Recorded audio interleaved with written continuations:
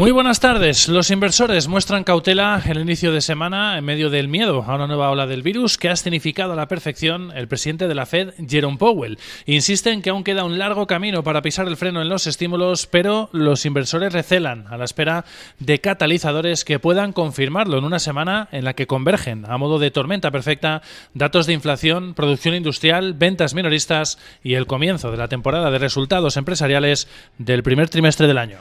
Estos audiomercados buscamos todas las claves de la sesión de Wall Street, como siempre, gracias al patrocinio del broker IG. Si mantienes la cabeza en su sitio, cuando a tu alrededor todos la pierden, si sigues creyendo en ti mismo, cuando los demás dudan, ¿qué oportunidades ves? Si te encuentras con el triunfo y el fracaso, y consigues tratar a esos dos impostores por igual, si eres capaz de ver la oportunidad, el mundo del trading es para ti. Cuando ves la oportunidad, IG. Con unos futuros que vienen en negativo tras cerrar el viernes en nuevos máximos históricos en el caso del S&P 500 y 3 semanas consecutivas de ganancias para Wall Street, con los inversores que continúan aferrados a la confianza de fondo en torno a la recuperación económica y las vacunas, pero mostrando preocupaciones en dos planos. Por un lado, en sí un repunte de contagios que ya se está produciendo en Estados Unidos, donde la media de positivos diaria ha tocado máximos de 2 semanas, puede suponer poner un freno al crecimiento y a la creación de empleo, y por otro, si en el lado contrario una recuperación excesivamente rápida puede comprometer a la Fed para que empiece a retirar estímulos monetarios o subir los tipos antes de lo esperado. Una situación que han venido anticipando las recientes tensiones en los rendimientos de los bonos y que han llevado a las expectativas de inflación hasta máximos de más de una década.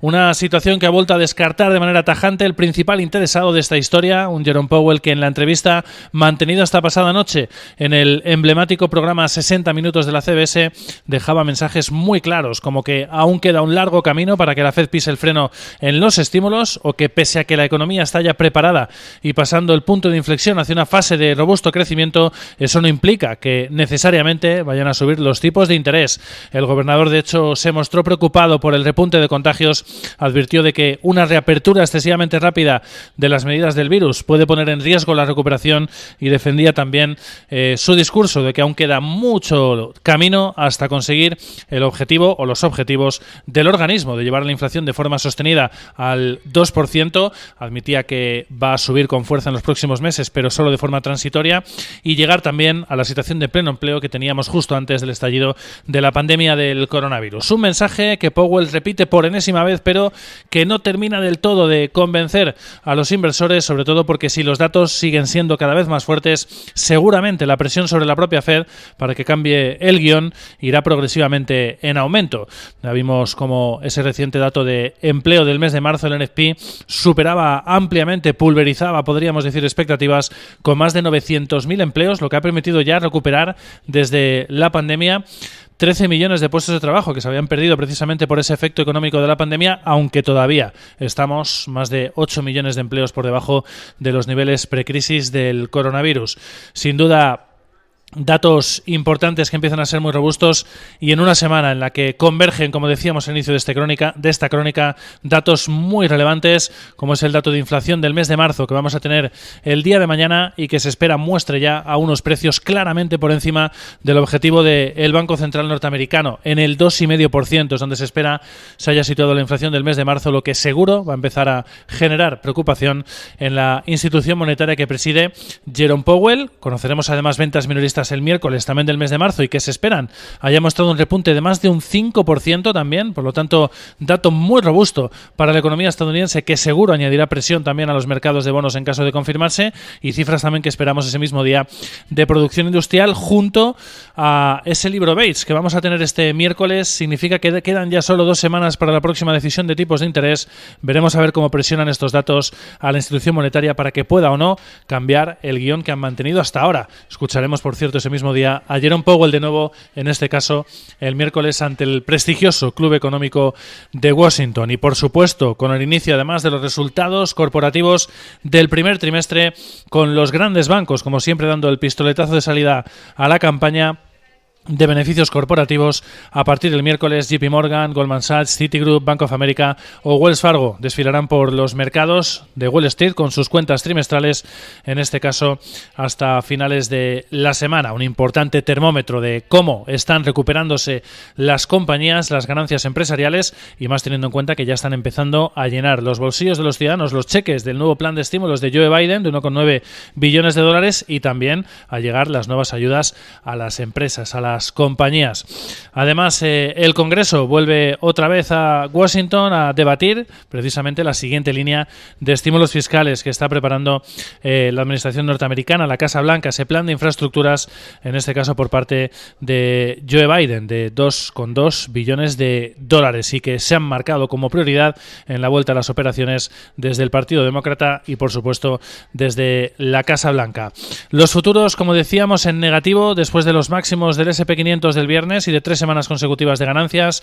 Los futuros del S&P 500 están cayendo un 0,19%, los del Dow Jones Industriales se dejan un 0,18% y los del Nasdaq cayendo un 0,3%. El petróleo, por su parte, está cotizando con fuertes subidas a esta hora. Se daba la vuelta después de las caídas que registraba esta mañana tras la noticia que nos ha llegado desde Arabia Saudí. Es que las milicias hutíes de Yemen han atacado 2 refinerías de Aramco en las ciudades saudíes de Jeddah y Jubail. Petróleo, como decíamos, repuntando. El crudo americano sube un 1,2%, por encima de nuevo de los $60 por barril. Y en los indicadores de riesgo lo que vemos de momento son señales mixtas. El rendimiento del bono norteamericano de 10 años está cotizaba en negativo esta mañana, pero ha ido poco a poco recuperando posiciones según se ha ido acercando la sesión norteamericana, y a esta hora lo que marca son subidas de nuevo. Tensiones en los mercados de bonos, un punto básico intradía arriba el de Estados Unidos en el 1,66%, hoy precisamente con subastas de bonos de referencia a 10 años por parte del Tesoro norteamericano. También colocará referencia de bonos a 3 años. Y el dólar index, por el lado contrario, pues venía repuntando esta mañana, marcando aversión al riesgo por parte de los inversores, pero poco a poco ha ido perdiendo fuelle la moneda norteamericana, y a esta hora se mueve con caídas de 0,1 en el entorno de las 92,0 unidades. En el plano corporativo, varios apuntes que tenemos en el día de hoy. Las acciones de Boeing están cayendo un 0,7% después de una noticia que ha adelantado Wall Street Journal, y es que los accionistas de la compañía, del fabricante de aviones, estarían pensando reclamar más cambios en la próxima junta, cambios en el consejo y en la supervisión del consejo de la compañía, pese a los ya realizados tras el segundo accidente del 737 MAX, según fuentes que ha citado, como decíamos, Wall Street Journal.